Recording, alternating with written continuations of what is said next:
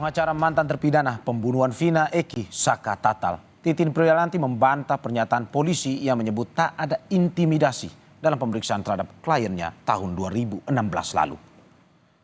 Titin menegaskan Saka Tatal menjadi korban kekerasan dan intimidasi polisi sesaat setelah ditangkap terkait pembunuhan Vina dan Eki di tanggal 31 Agustus 2016.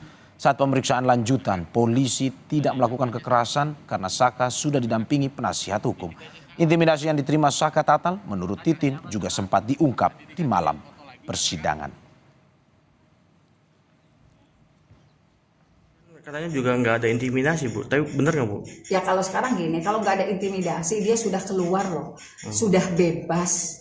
Walaupun memang ada kewajibannya, tapi kenapa dia berani seperti itu? Berarti ada sesuatu hal yang luar biasa yang dia yakini, dia tidak merasa melakukan perbuatan yang dituduhkan. Dia juga berpikir gimana yang masih setuju di dalam yang dia yakini juga itu bukan pelaku atas perbuatan yang dituduhkan. Gila loh anak sekecil itu gitu waktu itu tidak bisa ngomong apa-apa. Tapi di persidangan sebenarnya sempat dia ngomong, itu sebabnya 2016 saya pernah ngomong, silahkan cek videonya, ada omongan saya 2016 itu. Kalau Saka memang diintimidasi saat ketika baru ditangkap. Tetapi pada saat pemeriksaan verbal memang tidak ada intimidasi, kan ada saya di situ. Tapi itu pun sudah sesuai BAP. Sebelumnya, Kadif Humas Polri Irjen Sandi Nugroho menepis adanya intimidasi terhadap pembunuh Vina Eki ketika diperiksa penyidik di awal kasus ini tahun 2016 lalu. Melalui foto, Kadif Humas bilang Saka Tatal diperiksa secara layak, tak ada kekerasan dan ada pendampingan dari pihak keluarga. Cenderung berbohong ketika diminta keterangan, jadi keterangannya berubah-ubah. Ini dari keterangan Bapas. Jadi itu bagian sedikit informasi bahwa yang disampaikan bahwa seperti hanya mendapat intimidasi dan lain sebagainya, ini bukti bahwa penyidik berhati-hati secara profesional ketika melaksanakan pemeriksaan. Saudara, terkait pengakuan Saka Tatal kita bahas bersama Farhad Abbas, kuasa hukum Saka Tatal. Selamat malam Bung Farhad. Terima kasih sudah bergabung di Kompas TV. Bung, apa sebenarnya bentuk intimidasi kisah yang diceritakan oleh Saka Tatal kepada Anda yang mungkin bisa Anda bagikan kepada kita? Ya, untuk menceritakan ini pertama kali sebelum saya memulai cerita yang sebenarnya apa yang saya dengar, apa yang saya perhatikan dari komentata, yaitu pertama, pernyataan dari Kadif Humas Polri yang mengatakan bahwa Saka Tatal itu cenderung berbohong, menurut saya itu adalah pernyataan sepihak gitu. Berarti selama ini mereka tidak mengerti apa yang kita persoalkan gitu. Jadi foto yang diperlihatkan itu adalah foto pemeriksaan 15-16 yang memang saat itu didampingi oleh Ibu Titin dan kakak maupun orang Bapas.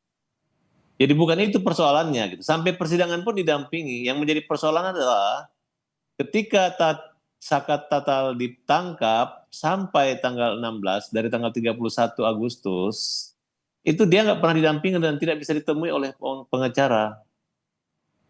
Seluruh terdakwa atau tersangka pada saat itu tidak bisa. Nah, maka muncullah laporan ke Propam bahwa terjadi penganiayaan.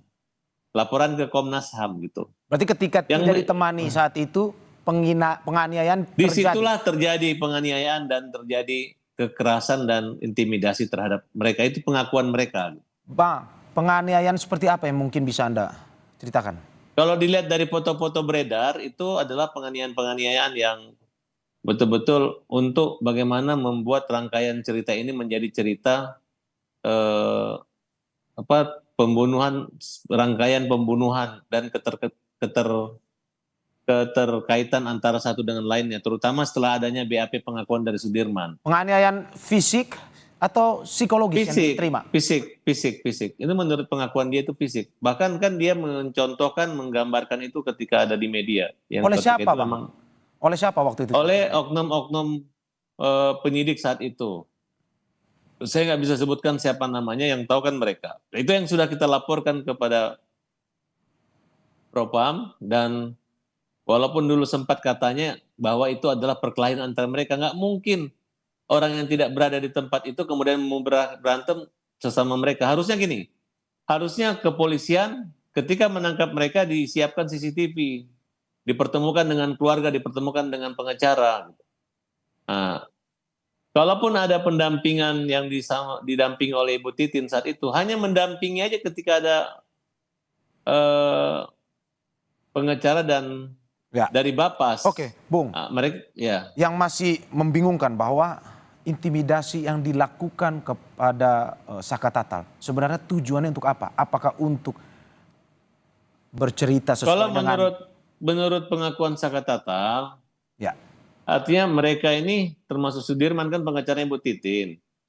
Saking mereka tidak tahannya intimidasi, kekerasan, pukulan dan siksaan itu, jadi mereka ikut aja apa cerita itu dan mereka mengakui sesuatu yang tidak terjadi dan tidak mereka alami. Itu menurut pengakuan mereka. Ikut cerita versi yang mana dan siapa yang membuatnya?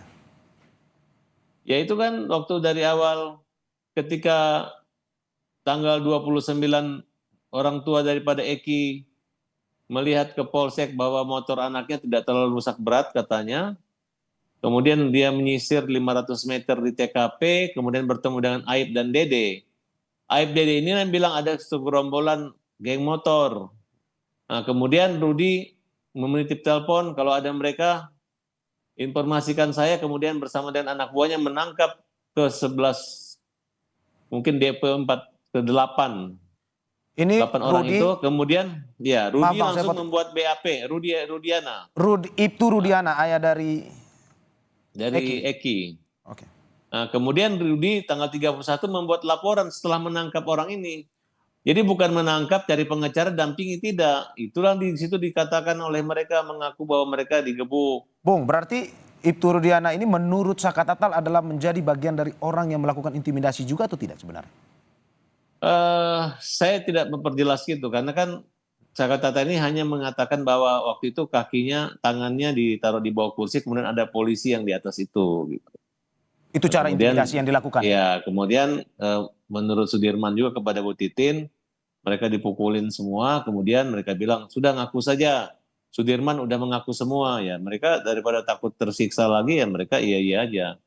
Nah, kemudian mereka dipertemukan dengan pengacara pada tanggal 16. Jadi nggak perlu lagi polisi nunjukin ini fotonya, mereka nggak disiksa. Berarti mereka Mana diintimidasi. berani mereka. Ya, setelah lukanya sembuh selama 2 minggu, baru mereka dipertemukan dengan pengacara. Nah, kemudian difotolah itu. Yang gemuk itu bukan tantenya, itu petugas Bapas.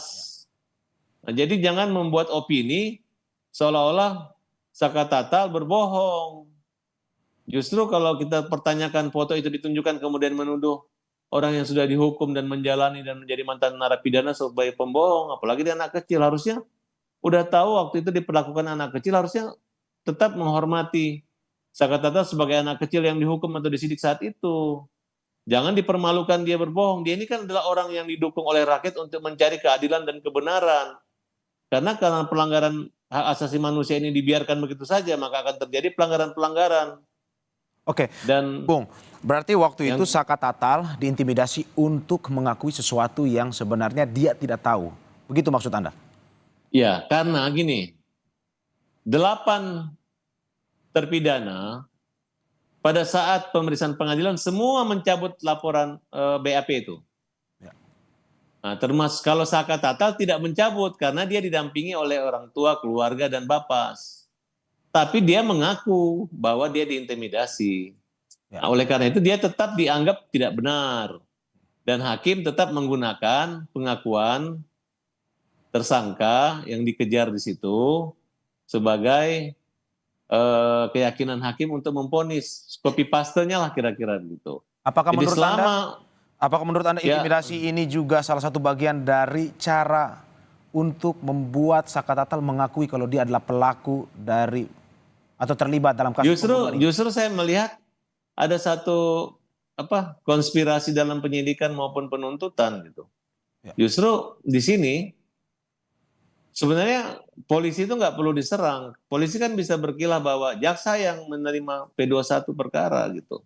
Apa dasar jaksa penuntut umum menyatakan rangkaian BAP tersebut sudah sempurna dan layak untuk diajukan ke penuntutan. Nah, disitulah kita melihat bagaimana 4 DPO ini berkurang jadi tinggal 1. Kita melihat kenapa terdakwa Saka Tatal yang anak ini didahulukan perkaranya. Kenapa ditahan? Kenapa nggak usah ditahan dulu, kemudian ditunda, ditangguhkan dulu sampai persidangan orang dewasa selesai. Nah, akhirnya mengikut. Karena persidangan anak itu bulan Agustus ke bulan Oktober ya, tanggal 2 itu sudah putus.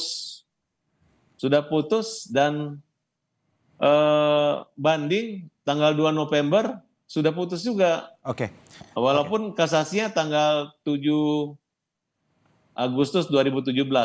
Artinya otomatis peradilan orang dewasa ini ngikut kita. Harusnya tidak, kan ini kan dari awal mereka cuma kena pasal 338 paling tertinggi. Ini di tuntutan dakwaan vonisnya semua 340 gitu. Oke, Bung, apa langkah kuasa hukum selanjutnya dalam arti untuk membela terus Saka Tatal? Semua itu akan kita sampaikan melalui memori peninjauan kembali, ya. Baik mulai tata cara persidangan, pembuktian, semua yang kita anggap ini terlalu gegabah mereka menetapkan itu. Saya nggak tahu juga kenapa jaksa begitu mudah. Dan sampai saat ini kejaksaan juga cuma diam aja, nggak ada ngomong gitu. Bahkan nggak ada sedikit peran punya tanggung jawab masalah Indonesia loh ini. Dan saya cukup turut prihatin dengan pihak kepolisian. Karena taruhlah waktu itu polisi-polisi tidak bisa mencegah Rudiana yang menjadi Superman dengan melakukan upaya-upaya yang seperti terjadi saat ini. Tapi setidaknya ya, artinya kalau ada memang celah, jangan sampai kejadian penyidikannya seperti itu jangan terulang lagi. Ini kan menyangkut hak asasi manusia. Ini kita harapkan terus bahwa kasus ini menemui titik terangnya dan pada akhirnya Saka Tatal tidak berbohong. Terima kasih. Dia nggak berbohong. Tanggal 16 itu ada yang justru kepolisian menutup bahwa tanggal 1 sampai 16 nggak didampingi pengacara. Apa yang terjadi di situ itu harus dibuka gitu. Bukan Baik, dipoto mengatakan berbohong. Oke, makasih. Terima kasih Bung Farad atas dialognya malam ini.